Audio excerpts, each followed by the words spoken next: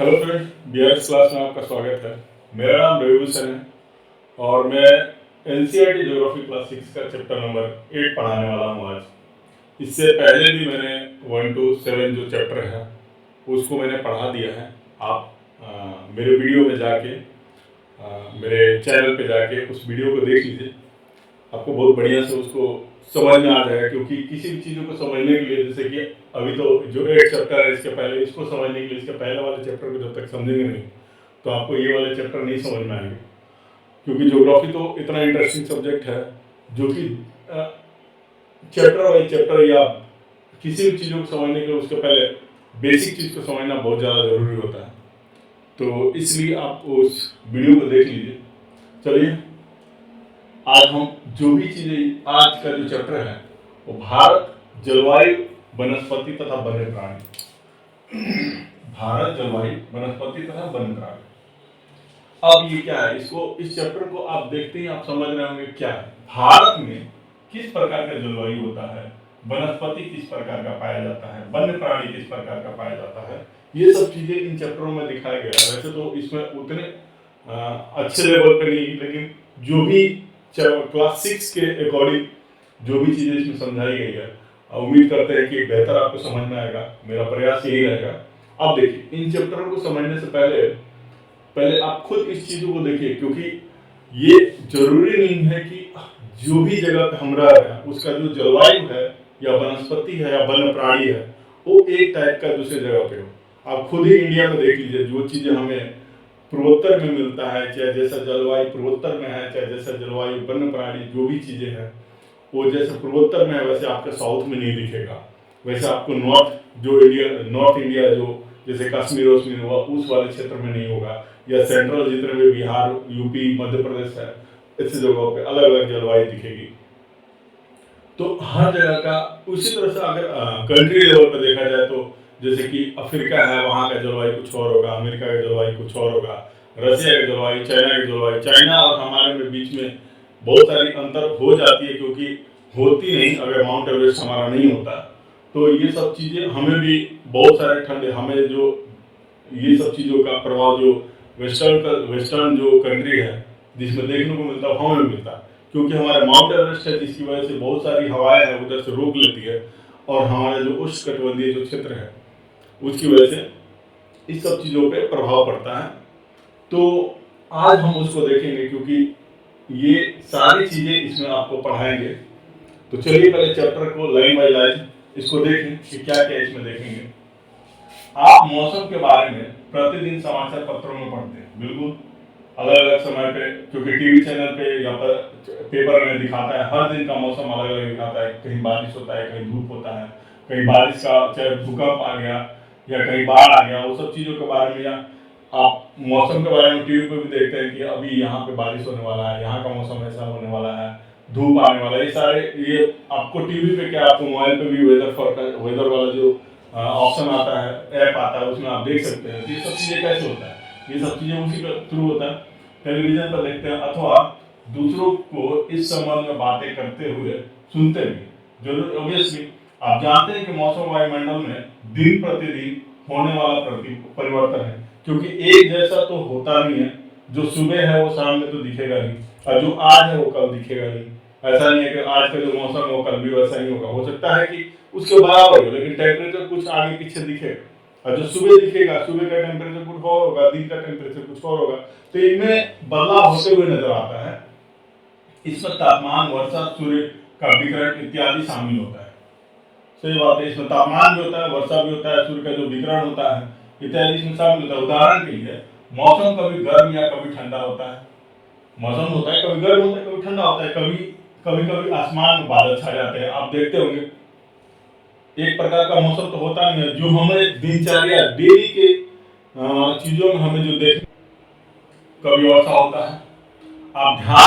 आपने ध्यान दिया होगा कि जब बहुत दिनों तक मौसम गर्म रहता है तो आपको ऊनी वस्त्रों का आवश्यकता नहीं पड़ता। जैसे गर्मी का टाइम है, गर्मी के टाइम में ऑब्वियसली अभी का जो मौसम है, इससे पहले जो ठंड का मौसम था तो हम ऊनी वस्त्र पहनते थे, क्योंकि उससे हमें गर्मी प्रदान मिलता है।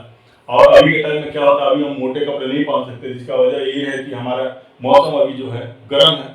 अब क्या होता है, आवश्यकता नहीं पड़ती है। आप खाने पीने में ठंडे पदार्थों को पसंद करते हैं, गर्मी के टाइम ऑब्वियसली कोल्ड ड्रिंक पीते हैं, बहुत सारे ऐसे ठंडे ठंडे जो पदार्थ है जिसको हम खाते भी हैं पीते भी हैं, ठीक है। इसके विपरीत ऐसा भी दिन होता है जो आपको उन्हीं वस्त्रों के बिना ठंड लगती है।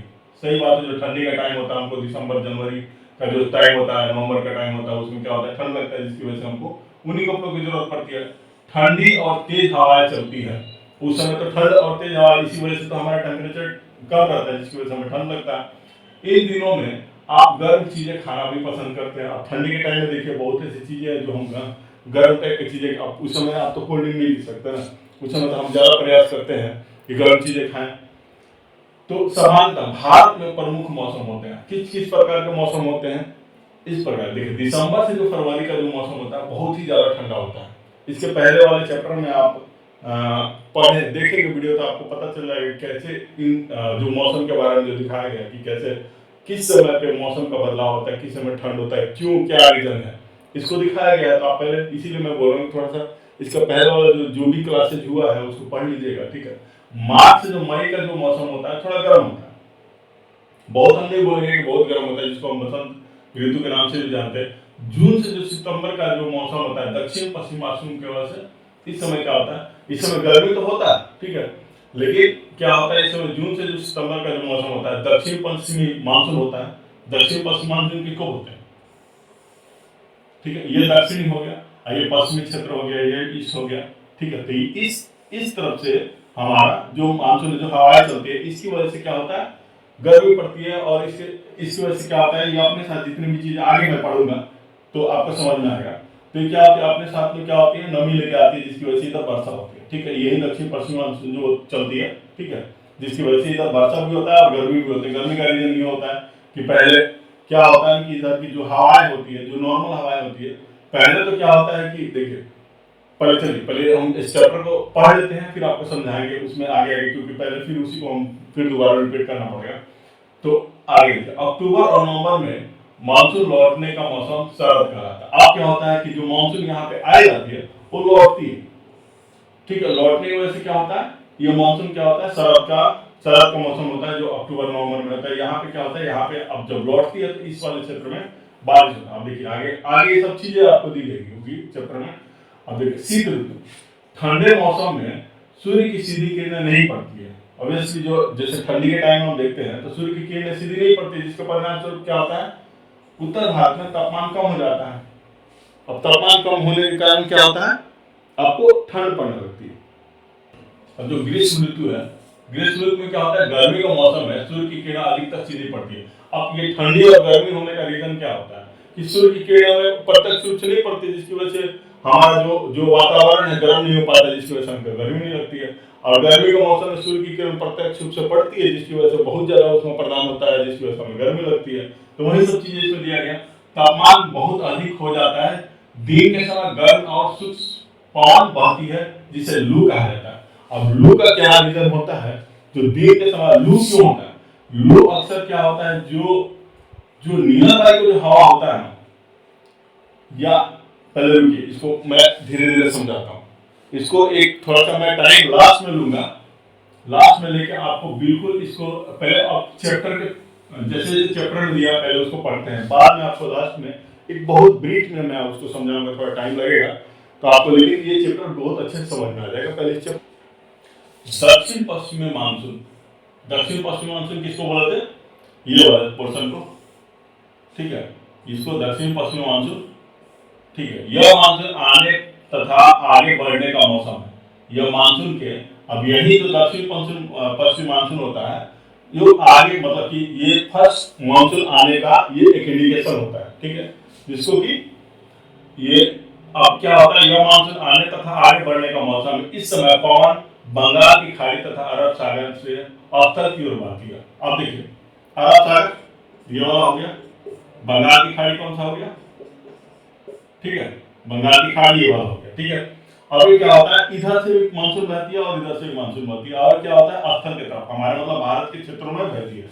अब क्या होता है वे अपने साथ नमी, जो अब क्योंकि ये अरब सागर में पानी है, अब यहाँ से क्या करती है अपनी नमी अपने साथ, नमी हवाएं अपने साथ नमी लेके आती है। नमी मतलब वर्षा की पानी का छोटा छोटा जो बूंद होता है वो अपने साथ क्या होती है, इन सब समुद्रों से, खाड़ियों से लेके आती है और क्या करती है, नमी लाती है। जब ये पवन पहाड़ से टकराती है तब वर्षा होता है। अब क्या होता है, इस वाले क्षेत्र में जो पहाड़ है, ठीक है, तो क्या होता है, ये टकराती है तो वर्षा होता है। चाहे इस वाले क्षेत्र में पहाड़ होता है तो ये क्या करती है, टकराती है तो वर्षा होता है। ठीक है, अब देखिए आगे चलते हैं।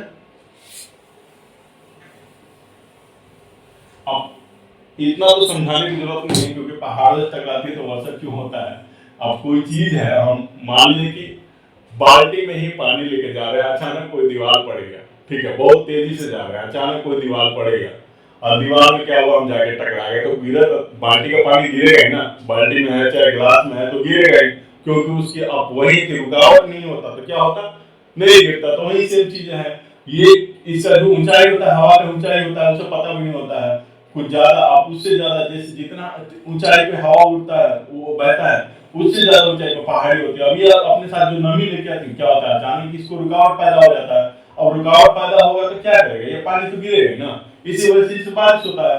अब ये चीजें यहाँ पे आप देखिए, ये वाला राजस्थान क्षेत्र में जो होता है, अब यहाँ पे कोई पहाड़ नहीं है, ठीक है, कुछ भी पहाड़ जैसे माउंट आबू ये सब क्षेत्र में है, तो ये वाला जो पहाड़ है, अब ये वाला पहाड़, यहाँ पे पहाड़ नहीं होने की वजह से क्या होता है, यहाँ पे बारिश नहीं होता है, क्योंकि यहाँ पे रुकावट ही नहीं है बारिश को रोकने के लिए, हवा को रोकने के लिए। अब नहीं रुकता है तो इससे बारिश नहीं होता है।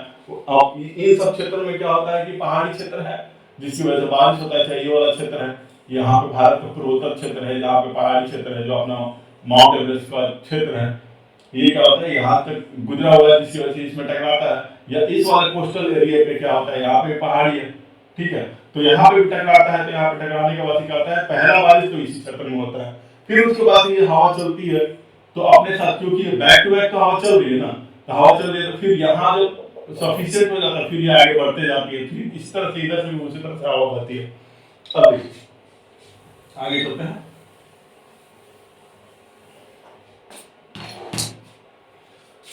ये मैं और भी आगे बहुत विस्तृत से समझाऊंगा, पहले इस चैप्टर को समझ लीजिए। मानसून के लौटने का मौसम शरद ऋतु में। अब देखिए मानसून का जो लौटने का मौसम होता है, क्या होता है, शरद ऋतु में होता है। अब ये लौटता किस वजह से, रीजन से है, आता किस रीजन से है, ये दोनों ही मैं आपको समझाऊंगा चैप्टर के लास्ट टाइम में, ठीक है। इस समय पवन स्थल के भागों से लौटकर, इस समय पवन स्थल भागों से लौटकर बंगाल की खाड़ी की ओर बढ़ती है। अब जो चीजें जहां से बही हुई है, ठीक है, अब बंगाल की खाड़ी की तरफ बहेगी, अब यहाँ से उल्टा पवन क्या करेगी, ये बंगाल की खाड़ी की तरफ बहेगी, वापस जाएगी।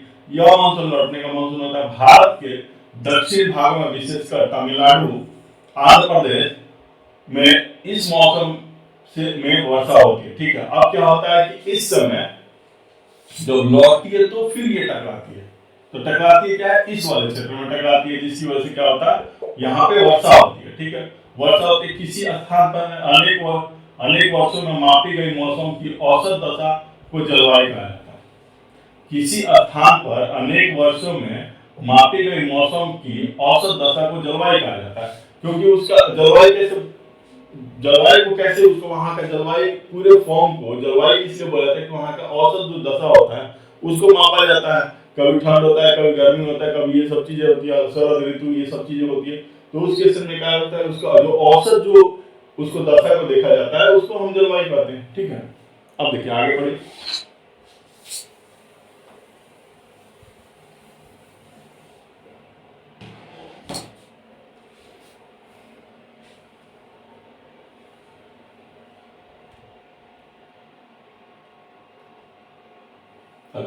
भारत की जलवायु मोटे तौर पर मानसून जलवायु, ठीक है। यहाँ का जो जलवायु मानसून जलवायु कहा जाता है। मानसून शब्द अरबी से लिया गया है, जिसे मौसम से लिया गया है, जिसका अर्थ होता है मौसम, ठीक है। भारत की स्थिति उष्णकटिबंधीय में होने के कारण अधिकतर वर्षा मानसून पवन से होती है। अब इसका उष्णकटिबंधीय आपको पहले वाले चैप्टर में समझ में आएगा कि उष्णकटिबंधीय किसको बोलते हैं, ठीक है। ये उष्ण मतलब शुष्क वाला जो क्षेत्र होता है उसको उष्णकटिबंधीय क्षेत्र बोलते हैं, ठीक है। तो इसकी वजह से क्या होता है, यहाँ पे जो जो क्या होता है, मानसून पवन चलती है, जिसकी वजह से वर्षा भी, अब मानसूनी पवन चलती है जिसकी वजह से वर्षा भी उसी वजह से होता है, ठीक है। भारत में कृषि वर्षा पे, अब क्योंकि मानसून पवन चलती है जिसकी वजह से कृषि भी होता है, वर्षा पे ही निर्भर है, ठीक है, निर्भर होता है। अच्छे मानसून का मतलब पर्याप्त वर्षा, प्रचुर मात्रा में फसलों का उत्पादन।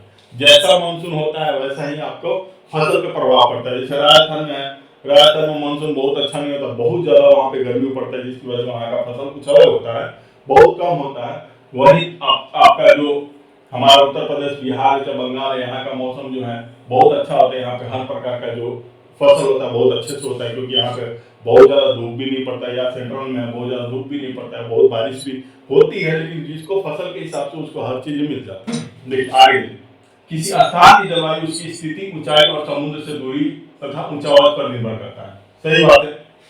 किसी भी स्थान का जो जलवायु है, मैंने आपको बोला ही था कि उसकी स्थिति किस स्थिति में है, कहाँ पे है, ठीक है, और उसका ऊंचाई कितना है उसके ऊपर डिपेंड करता है, या समुद्र से उसकी कितनी दूरी है उसके ऊपर डिपेंड करता है। ठीक है, वहां की जलवायु जैसे कि आपको यहाँ बोले ही थे, आप यहाँ पे जो रेगिस्तान वाला क्षेत्र है या जो भी एरिया है उसकी क्या होता है, समुद्र से उसकी निकटतम जो दूरी कितनी है या उसकी ऊंचाई कितनी है। ऊंचाई नहीं रहेगा तो फिर यहाँ का जो मौसम होगा वो अलग होगा। ठीक है, क्योंकि मान लीजिए पौने ही चले, जो आपको मैंने बताया कि वर्षा का क्या रीजन है, तो वर्षा का रीजन है कि अगर थोड़ा सा यहाँ पे कुछ पहाड़ी क्षेत्र नहीं होगा, ऊंचा नहीं होगा, तो फिर टकराएगी नहीं, तो वर्षा ही नहीं होगा, तो फिर यहाँ पे बारिश नहीं होगा, तो बिना पानी का क्या हो सकता है, कौन सा फसल हो सकता है, बहुत लिमिटेड फसल होगा जो जिसको पानी की जरूरत ही नहीं पड़ेगा। वहां पे सूखा पड़ जाएगा, जिसकी वजह से आप जमीन से भी पानी बहुत ज्यादा मात्रा में नहीं यूज कर सकते हैं। तो वहां की जो जलवायु है उसकी स्थिति किस वजह से होता है, इसकी स्थिति पर निर्भर करता है। ठीक है, आप देखिए जैसे अफ्रीका ही है, चाहे बहुत ऐसा कंट्री है जहाँ पे आपको बहुत शुष्क हवा बहती है, जैसे अरब कंट्री है, ठीक है, वहाँ का शुष्क हवा बहता है वहाँ पे। ठीक है, इसलिए हमें भारत की जलवायु में क्षेत्रीय विभिन्नता का अनुभव होता है। ठीक है, अलग अलग जगह पे, जैसे राजस्थान में कि मरुस्थल में स्थित जैसलमेर तथा बीकानेर बहुत गर्म स्थान है। ठीक है, जबकि लद्दाख जो है, जो ऊपर वाला क्षेत्र है, लद्दाख वाला क्षेत्र है, वहाँ पे क्या होता है, द्रास होता है, एवं कारगिल में बर्फीले ठंडा क्षेत्र होता है। तो अलग अलग मौसम है। तटीय क्षेत्र जैसे मुंबई तथा कोलकाता में जलवायु मध्यम होता है। यहाँ का मध्यम होने का रीजन क्या है कि यहाँ पे हवाएं चलते रहती है, गर्म हवाएं चलती है, फिर ठंड हवाएं चलती है, हर प्रकार के इसका मौसम यहाँ का बैलेंस होता है। ठीक है, बैलेंस होने का रीजन क्या है, अब देखिए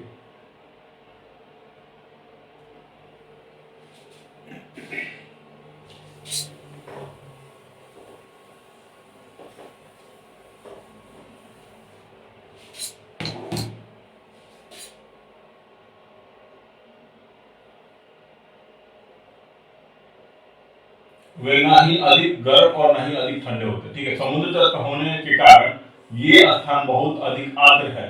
ठीक है, आर्द्र मतलब क्या होता है, इसमें ह्यूमिडिटी होता है। विश्व में सबसे अधिक वर्षा मेघालय में होता है। मेघालय वाले क्षेत्र में, जो पूर्वोत्तर जो क्षेत्र है, यहाँ पे सबसे ज्यादा वर्षा होती है। ठीक है, स्थित मौसिन नाम जो जगह है उसमें वर्षा होती है, जबकि किसी वर्ष राजस्थान के जैसलमेर में भी वर्षा नहीं होती है। ठीक है, अब देखिए सबसे ज्यादा वर्षा, अब देखिए भारत का ही एक क्षेत्र है, ठीक है, यहाँ पे बहुत ज्यादा वर्षा होती है मौसम नाम में, और यहाँ पे एक ऐसा होता है कभी वर्षा ही नहीं होती है। ठीक है, कई ऐसे वर्ष होते हैं जहाँ पे जिस समय की वर्षा ही नहीं होती है। ठीक है, तो ऐसा अपना भारत का ही अब देखा जाए तो अलग अलग जगह पे अलग अलग जलवायु है। ठीक है, अब चलते हैं प्राकृतिक वनस्पति। अब वनस्पति के बारे में इसमें देखें कि किस प्रकार का, क्योंकि अलग अलग जगहों पे अलग अलग प्रकार का वनस्पति आपको पाया जाएगा। ठीक है, हम अपने चारों तरफ विभिन्न प्रकार के पालक जीवन देखते हैं। हरे घास वाले मैदान में खेलना कितना अच्छा लगता है। कुछ पौधे छोटे होते हैं जिन्हें झाड़ी कहा जाता है, जो छोटे छोटे पौधे होते हैं जिन्हें झाड़ी कहते हैं, जैसे कैक्टस होता है, फूलों वाले पौधे इत्यादि। इसके अतिरिक्त बहुत से लंबे वृक्ष होते हैं। ठीक है, उनमें से कुछ में बहुत शाखाएं तथा पत्तियां होती है, जैसे नीम है, आम है। तो कुछ वृक्ष ऐसे होते हैं जिसमें पत्तियां की मात्रा बहुत कम होती है। ठीक है, जैसे पत्तियों की मात्रा बहुत कम होती है, जैसे नारियल है, नारियल घास है, झाड़ियां है, पौधे जो बिना मनुष्य की सहायता से उपजते हैं। ठीक है, उन्हें प्राकृतिक वनस्पति कहा जाता है। क्या आप कभी यह नहीं सोचते हैं कि ये एक दूसरे से किस प्रकार भिन्न है। अलग अलग जलवायु में अलग अलग प्रकार की वनस्पतियां पाई जाती है। इनमें वर्षा की मात्रा सबसे महत्वपूर्ण होती है, क्योंकि अगर वर्षा ही नहीं होगा तो फिर वहां पे वनस्पतियां क्यों अच्छी होगी, नहीं होगी। ठीक है, और जहाँ पे वर्षा होगा वहां की पत्तियां क्या क्या होगी, वहां का पेड़ भी मोटा होगा, वहां पे क्या होगा, पेड़ भी लंबा होगा, मोटा भी होगा, पत्तियां भी बड़ी बड़ी होगी, क्योंकि वहां पे हर प्रकार से उसको पानी का मिल जाता है, मौसम उसके हिसाब से मिल जाता है। ठीक है, जलवायु की विभिन्नता के कारण भारत में अलग अलग तरह की वनस्पतियां पाई जाती है। हमें वनों की आवश्यकता क्यों है? वनों की आवश्यकता क्यों होता है? वन के बिना तो हमारा जीवन ही संभव नहीं है, क्योंकि हर चीज हमें वनों से ही मिलता है। ठीक है, वन हमारे लिए बहुत ही लाभदायक है, ये विभिन्न कार्य करते हैं। पेड़ पौधे ऑक्सीजन छोड़ते हैं जिसे हम सांस के रूप में लेते हैं। पेड़ पौधे के ऑक्सीजन छोड़ने की वजह से ही हमें सांस मिलता है, ऑक्सीजन मिलता है, जिसकी वजह से हम सांस लेते हैं तथा कार्बन डाइऑक्साइड को ग्रहण करते हैं। पेड़ पौधे की जड़ें मिट्टी को बांध कर रखती है तथा पेड़ पौधे की जो जड़ें होती है वही तो मिट्टी को बांध कर रखती है। देखिएगा, जहाँ घास होता है वहां पे मिट्टी बहुत ज्यादा इधर उधर नहीं जाती है। ठीक है, पहाड़ियों पे देखिए, जहाँ पे जिस पहाड़ी पे घास उगा होता है वहां पे पहाड़ियों का भूस्खलन होने का संभावना कम होता है, थोड़ा सा कम रहता है, क्योंकि यहाँ पे मिट्टी को क्या करता है, जकड़ कर रखता है। ठीक है, तो बात कर रखती है, इस प्रकार वे मिट्टी अपरदन को रोकते हैं। ठीक है, अपरदन मतलब क्या होता है, इसका मतलब कटाव को रोकते हैं। ठीक है, एक तरह से।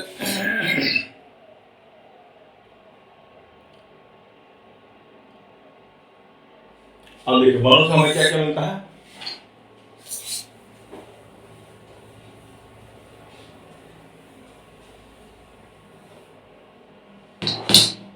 वन से हमें ईंधन प्राप्त होता है, लकड़ी मिलता है, चारा, जड़ी बूटियां, लाख, शहद, गोंद इत्यादि प्राप्त होते हैं। ठीक है, जो वनों से हमें मिलते हैं। वन वन्य जीवों के प्राकृतिक निवास है। वन्य जीवों का जो वन होता है उसमें वन्य जीव जो भी जीव है, बिना वन के, बिना पेड़ पौधे के बिना रह नहीं सकते हैं। पेड़ों की अनाधुन कटाई के कारण भारी मात्रा में प्राकृतिक वनस्पतियां समाप्त हो गई है। सही बात है, पेड़ की लगातार जो कटाई हो गई, जिसके बाद से हमें बहुत ऐसी चीजें जो नहीं मिल पाती है। हमें अधिक पौधे लगाना चाहिए, जो पेड़ बचे उनकी रक्षा करनी चाहिए। वो एवं लोगों को पेड़ों के महत्व के बारे में बताना भी चाहिए। हमें हम लोग कुछ खास आयोजन जैसे वन महोत्सव मनाकर अधिक से अधिक लोगों को इस प्रयास में शामिल कर सकते हैं तथा पृथ्वी को हरा भरा रख सकते हैं। ठीक है,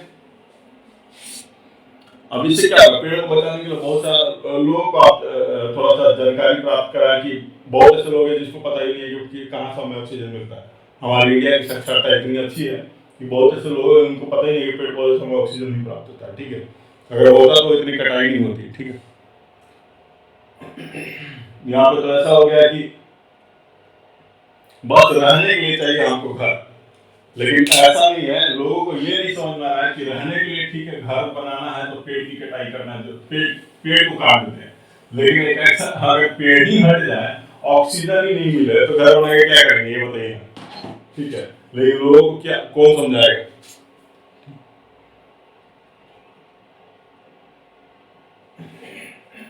अब देखिए, वन प्राणी है। वन विभिन्न प्रकार के वन्य जीवों में वन विभिन्न प्रकार के वन्य जीवों का निवास होता है। ठीक है, वन में ही विभिन्न प्रकार के, आदमी तो उस पर आश्रित है ही है, वन्य जीव भी वन पे आश्रित है।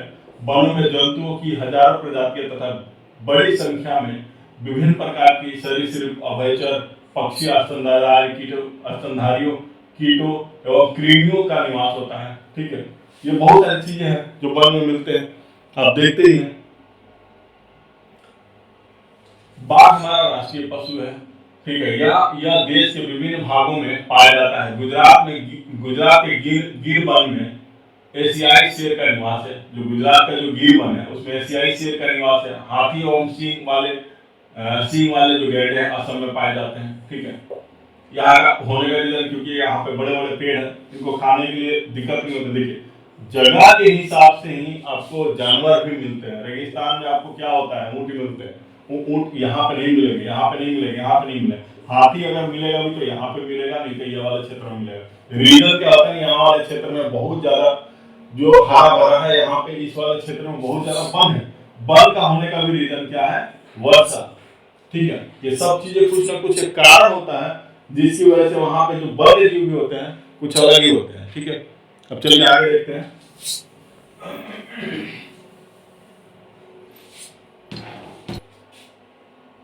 हाथी केरल एवं कर्नाटक में मिलते हैं। ठीक है, जो केरल वाला क्षेत्र है, कर्नाटक में मिलते हैं। ऊँट भारत के रेगिस्तानी एवं जंगली गड्ढा कच्छ के रण में पाए जाते हैं। कच्छ वाला क्षेत्र है, यहाँ पे जंगली गड्ढा पाया जाता है, क्योंकि इसका भी एक अलग ही ये है। यहाँ पे रण पाया जाता है, जंगली बकरी, हिम, तेंदुआ, भालू इत्यादि हिमालय वाले क्षेत्रों में पाया जाता है। जो जो जो भालू होते हैं उनके पास क्या होता है, वो इस वाले क्षेत्र में, चाहे हिम है, हिम तेंदुआ जो होते हैं, जो हिमालय तेंदुआ होते हैं, या बकरी होते हैं जिसके बड़े बड़े बाल होते हैं, या भालू है उसके बड़े बड़े बाल होते हैं। तो इनका बड़े बड़े बाल होने का क्या रीजन है? बड़े बड़े बाल है क्योंकि इनको यहाँ पे ठंडियों से बचाता है, और इसलिए इनके पास रहने का जो क्षेत्र होता है ये वाला होता है। तो प्राकृतिक में हर चीजों का जो चीज है, किसी भी चीज को बनाया गया ना, तो उसका एक रीजन है।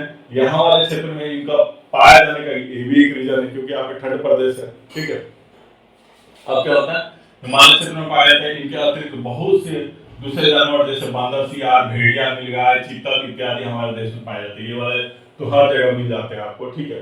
प्रकृति के हिसाब से हर जगह मिलता है, ज्यादातर आपको हमारे यूपी बिहार वाले क्षेत्र में ज्यादा दिखते हैं, ठीक है।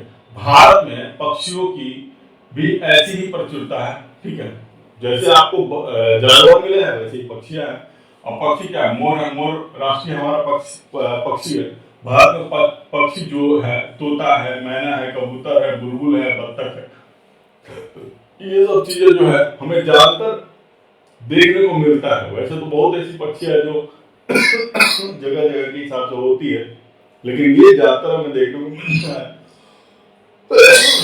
अब ऐसा नहीं है सर, ऐसा नहीं है कि ये जो यहाँ मिल रहा है तो किसी अदर कंट्री में नहीं मिलेगा, ठीक है। ये भी इनका भी एरिया बटा हुआ है, ये भी टेम्परेचर और मौसम के हिसाब से इनका भी कहीं का होना ये, क्योंकि बहुत ऐसी पक्षियां जो दूर देशों से चलकर इस अपने कंट्री में आती है, उसको भी आगे हम देखेंगे।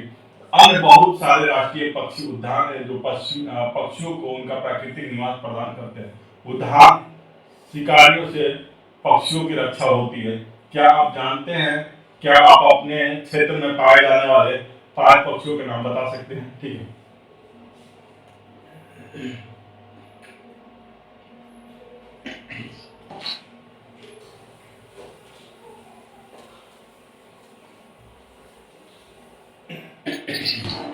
अब देखिए, यहाँ पे तो पक्षी हो गया। आप देखिए, भारत में सांपों की सैकड़ों प्रजातियां पाई जाती है, ठीक है। उनमें से कोबरा एवं कैरट प्रमुख है, ठीक है। अब सांपों की जो प्रजातियां है उसमें से कोबरा और कैरट, अगर इनमें से देखा जाए ना, तो ये वाला जो कैरट जो सांप होता है बहुत ज्यादा ही जहरीला होता है। उसका रीजन क्या है, इसका दो कारण, एक तो जहरीला होता है, दूसरा ये काटेगा तो पता ही नहीं चलेगा। लगे कोई मच्छर काटा हुआ है, बाद में पता चलता है जब बहुत ज्यादा इसका जहर शरीरों पे असर कर जाता है, जिसके बाद समझ में आता है कि हाँ, इसीलिए सबसे ज्यादा इसको जहरीला सांप कहा जाता है। अगर कभी दिखे तो इसको, ये ब्लैक कलर का होता है ज्यादातर, ठीक है। इनका अलग अलग टाइप का होता है, लेकिन ब्लैक कलर का ज्यादातर होता है। उसके बाद से क्या होता है, इसको रात में निशाचर भी बोला जाता है, क्योंकि ये ज्यादातर रात के टाइम में आता है। आदमियों का जो गर्मी होता है उसको ज्यादा पसंद होता है। तो बहुत सारे कारण इस वजह से क्या करता है, आदमियों के इर्द गिर्द ज्यादा घूमता है। तो ये बहुत ही खतरनाक है, ये भागता नहीं है। आदमी अगर दिखेगा ना आदमी वाले क्षेत्र में, तो उस क्षेत्र में ज्यादा जाना पसंद करेगा। कभी कभी क्या होता है, जैसे जहाँ पे झोपड़ी ओपड़ी होती है, तो उस वाले क्षेत्र में क्या करता है, आदमी के बिछावन में जाके सो जाता है आदमी के साथ। तो बहुत ही खतरनाक है एक तरह का सांप ये। तो कहने का तो कोबरा बहुत लोग बोलते हैं, लेकिन कोबरा ही होता है कोबरा। लेकिन सबसे ज्यादा खतरनाक सांप कहा जाएगा तो शायद कोई कहा जाएगा। बानों के काटने, आगे बानों के काटने तथा जानवरों के शिकार के कारण भारत में पाए जाने वाले वन्य जीव की प्रजाति जो भी है तेजी से घट रही है। अब काटेंगे तो ये कहाँ रहेंगे। अब मान लीजिए कि हमारे घर तोड़ ताड़ दिया जाए, जगह जगह पे अगर मनुष्य का घर तोड़ दिया जाए, तो मनुष्य कहाँ रहेगा? कहीं ना कहीं या तो हम खत्म होगा, इनकी प्रजातियां, मनुष्य की प्रजातियां खत्म होगी, और नहीं तो क्या होगा, कहीं पलायन कर जाएगा। सेम सिचुएशन इसी तरह से है। अब लेकिन लोग नहीं समझ रहे हैं, ठीक है। बहुत सी प्रजातियां तो समाप्त हो चुकी हैं, उनको बचाने के लिए बहुत से नेशनल पार्क, पशु विहार तथा जीव मंडल आरक्षित क्षेत्र स्थापित किए गए। अब इन सब से क्या होगा, किया जाता है, बहुत ज्यादा प्रयास किया जाता है, लेकिन अगर हर एक लोग इस चीजों के बारे में नहीं समझेगा तो बहुत दिक्कत होगा हमारे जानवरों को। आगे चल के क्या होगा, ये दिखेंगे नहीं। अब बहुत ऐसी चीजें हैं ना कि जानवर के बिना काम ही नहीं चलेगा। लोग समझता है कि जानवर के बिना काम चल सकता है, लेकिन अगर जानवर ही नहीं रहे तो बहुत ऐसा चीज है जिससे कि हमें मनुष्य को रक्षा प्रदान होता है। बाघ को मार दीजिएगा तो क्या पता चलेगा कि बहुत सारे ऐसे जानवर है जो इतना ज्यादा मात्रा में हो जाएंगे कि आपको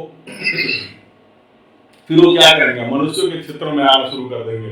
तो हर एक चीज को कंट्रोल करने के लिए उसका वो एक जानवर होता है, जैसे ये सब चीज होते हैं, इन सबको होना जरूरी है। ठीक है, सरकार ने हाथियों तथा बाघों को बचाने के लिए बाघ परियोजना, हस्ती परियोजना जैसी परियोजना को शुरू किया।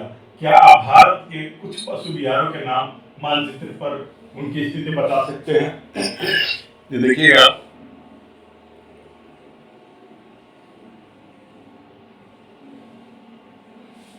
अब देखिए आप वन्य जीव के संरक्षण,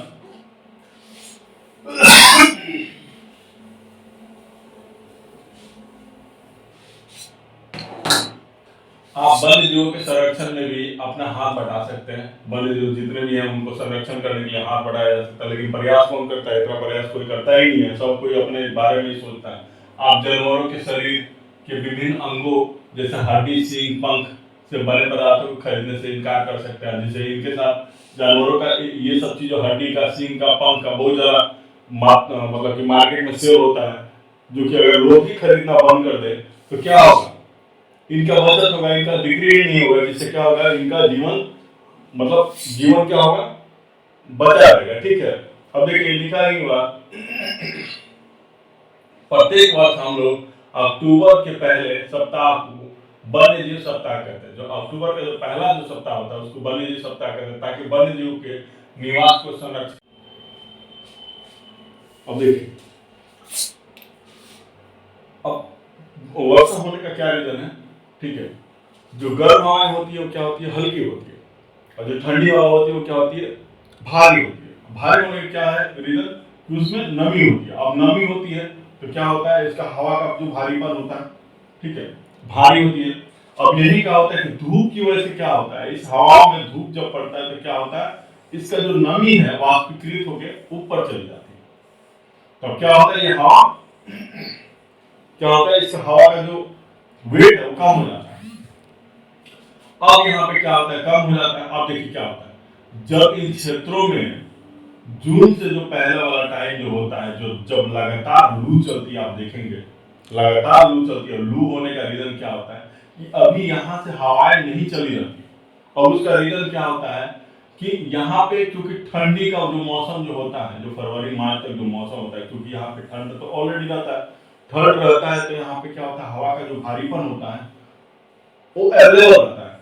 जब अवेलेबल रहता है तो क्या होता है? यहाँ पे वो धीरे धीरे क्या होता है? जब इस पर धूप पड़ता है तो धीरे धीरे क्या होती है? हवाएं उठने लगती है।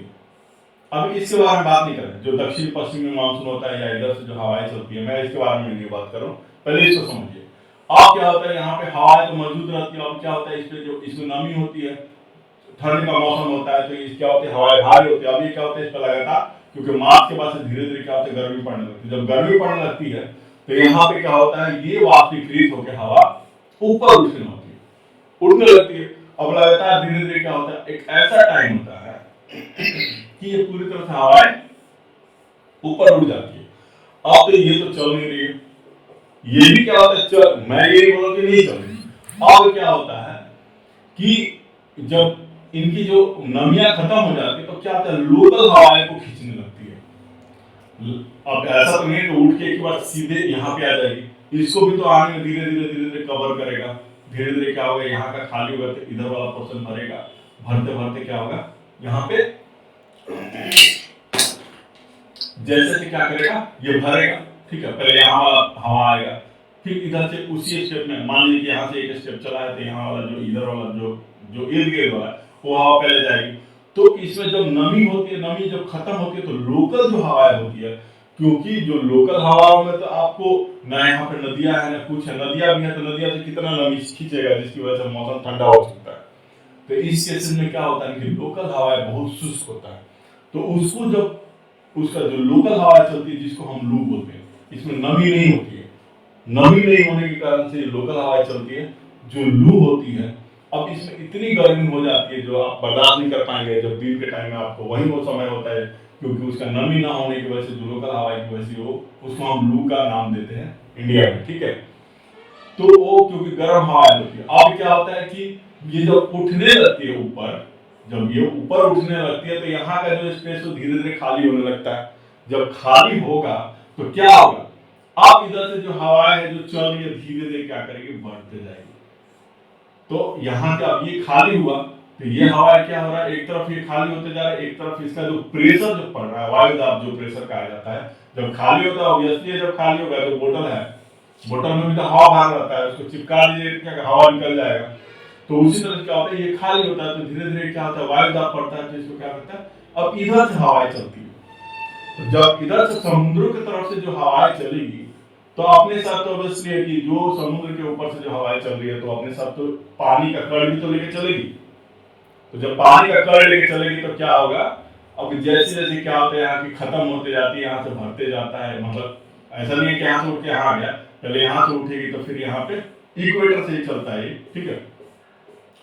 तो ये क्या होता है, ये हवा इधर चल रही है, भरते जा रही, बढ़ते जा रही, बढ़ते जा रही, पहुंचते पहुंचते, क्योंकि मौसम कहा जाता है ना, इसीलिए जो मौसम विभाग के जो बोलते हैं कि इस समय एग्जैक्ट कुछ टाइम बता देते हैं कि इस समय तक हवा पहुंच जाएगी। उसका रीजन क्या होता है, वो इस वेग को नाप लेते हैं कि कितने प्रति घंटा के हिसाब से ये हवा चल रही है और कब तक ये पहुंच जाएगी यहाँ पे, तो उसके हिसाब से निकाल लेते हैं। इसीलिए बोला जाता है कि अधिकतर जून के टाइम में आपको इस समय इसी एग्जैक्ट बताया जाता है, क्योंकि हवा का वेग को नाप के उसको बता देते हैं कि इस समय यहाँ पे हवा पानी मौसम का वर्षा जो है इस समय पहुंच जाएगा। अब क्या होता है, जब हवा बढ़ते बढ़ते जब यहाँ पे पहुंचती है तो यहाँ पे जो हमारा पहाड़ी क्षेत्र है, जो प्रायद्वीपीय पहाड़ी क्षेत्र है, उससे टकराती है। ऐसा नहीं कि सीधा हम लोग को यहाँ पहुंच जाती है डायरेक्ट। अब ये टकराती है तो पहले तो यहाँ पे बारिश करती है, जब बारिश का पूर्ण मात्रा हो जाता है, ऐसा नहीं कि बारिश का पूर्ण मात्रा नहीं होते हुए यहाँ पहुंच जाती है, तो उसका कुछ कुछ छींटा जो इस वाले क्षेत्र में हमको सारे क्षेत्र में मिलता है, ठीक है। जो कोस्टल एरिया है, चाहे इस वाले बॉर्डर वाले क्षेत्र है, यहाँ पे कुछ कुछ यहाँ टकराते हैं तो कुछ कुछ छींटा इधर पर, लेकिन एग्जैक्ट जो बारिश है यहाँ पे नहीं हो पाता है, ठीक है। पूरी तरह से बारिश यहाँ पे नहीं आता है, जिसको हम एक तरह से ना, जो पहली बार जो बारिश होती है उसको आमिया बारिश होता है। अब क्या होता है, ये आम पे क्या होता है ना, बहुत मात्रा में बारिश नहीं करता, लेकिन इतना बारिश जो कर देता है ना आम लीची पे कि वो क्या होता है, पक जाता है, पक जाता है बारिश की वजह से। अब क्या होता है, धीरे धीरे धीरे धीरे क्या हुआ, ये बढ़ गया बढ़ गया। अब बढ़ते बढ़ते क्या पकने का, इसको अमिया बारिश की, पहले बारिश को हम अमिया बारिश के नाम से भी जानते हैं, ठीक है। तो ये क्या होता है, धीरे धीरे बढ़ती है, अब बढ़ते बढ़ते इन चीजों को भरता है। अब भरने के बाद से क्या होता है कि ये बारिश का बारिश पूरे अपने उत्तरी क्षेत्र है चाहे वाले क्षेत्र में आ जाता है, ठीक है। इसका रीजन यही है। अब क्या होता है कि लौटने का क्या रीजन है, अब इधर से सारी हवाएं चल दी, अब इधर वाला पोर्शन खाली हो गया, इधर वाला पोर्शन भारी हो गया, ठीक है। अब इधर वाला पोर्शन भारी हो गया तो अब क्या करेगी, अब फिर हवा फिर इधर आके भरने का प्रयास करेगा, फिर इधर का जो दाब होगा वो कम हो जाएगा, फिर यहाँ से वेग जो होता है वो दाब भर, अब इधर क्या होगा, जो कंडीशन इधर था अब क्या हो गया, ये कंडीशन इस वाले क्षेत्र में इतना ना चला गया कि खाली हो गया। अब इस खाली होने के रीजन से क्या होता है कि फिर अब क्या करती है, और फिर यहाँ से हवा वापस इधर जाती है, ठीक है। जो अक्टूबर नवंबर का मौसम होता है, ठीक है, तो उस समय क्या होता है, जब लौटते साथ क्या होता है अपने साथ जो भी इनके, फिर यहाँ पे इनके पास जो भी चीजें होती है, फिर बंगाल के खाड़ी से उठा के फिर इससे टकराते हैं, और फिर यहाँ पे क्या होता है आपको आंध्र प्रदेश और तमिलनाडु में बारिश करते हैं, ठीक है। तो यही इसका कारण है, ठीक है। बाकी विशेष और भी जानना होगा तो अगले चैप्टर में हम इसको देखेंगे, ठीक है फ्रेंड। थैंक यू, आज के लिए बस इतना ही, बहुत लंबा चैप्टर हो गया, थैंक यू।